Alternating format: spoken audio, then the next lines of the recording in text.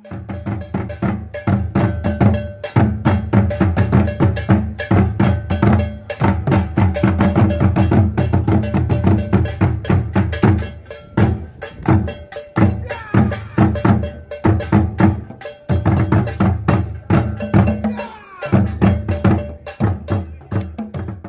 yema munyina kwaba yasana sia biem ewo titi obi kire eso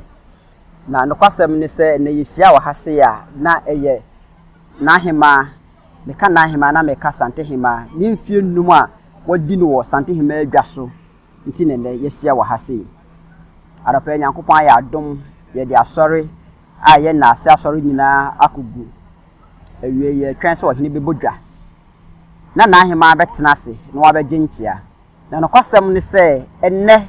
titi obi kire so hwe oba konofo a ogina menchen ya wati America buchimam na hema mfie numu nti ana waha na wofo ase obeba Ghana nukure wo mu ne se wo ye Asantehemaa watena buchirache na wati mfie numu ho asem na wo ba ha wono nene mene ne bedi dwuma bia ye bedi ne fie ha na yabusa no ne oba obehu ye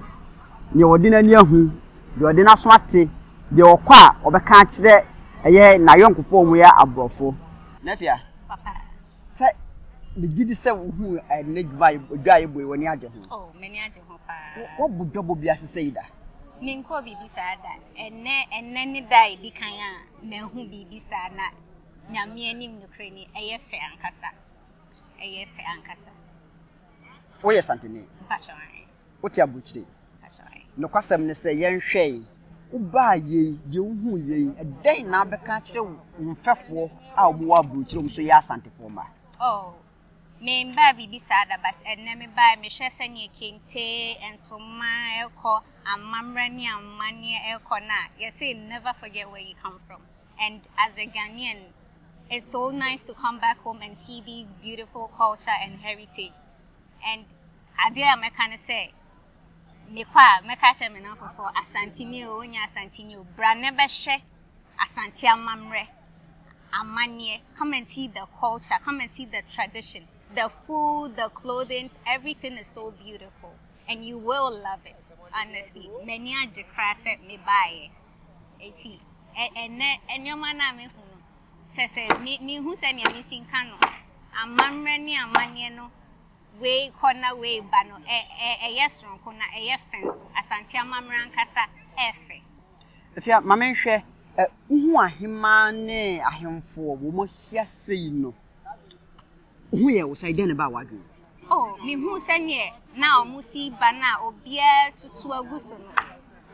na mani age kra se we de me se da chi bia kra me hye da na matutu aguso bi na me atwamfoni ato ahwehwem obia wo ka otutu aguso ma yenhwe mamenhwe wo nsa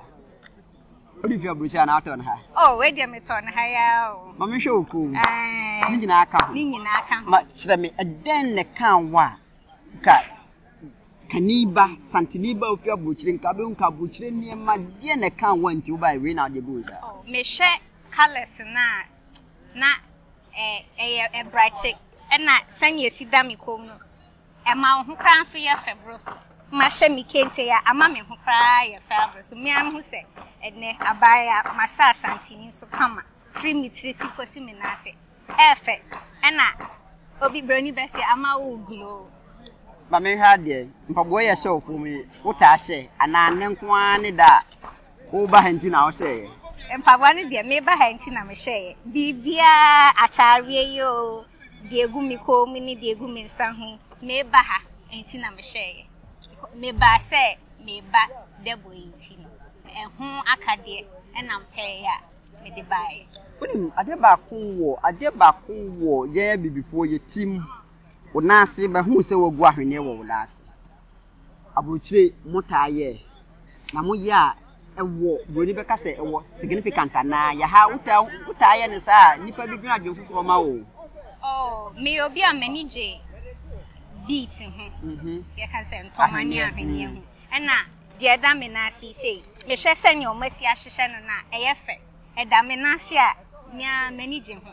ne fe no enti na ma me toya me de agu me na ase Abusafo me ne obafia ana atwetwe nkomo sabre nyinaa de si ase de bekoso wo ha bia no ye de ebebro aha eye tete obi kire me de e de kofi kakare na hema mfie num a odi no eho da wubu ada ye gusu aye bo no abusua mo ntwen ye de niema bebre ebefia kire abramo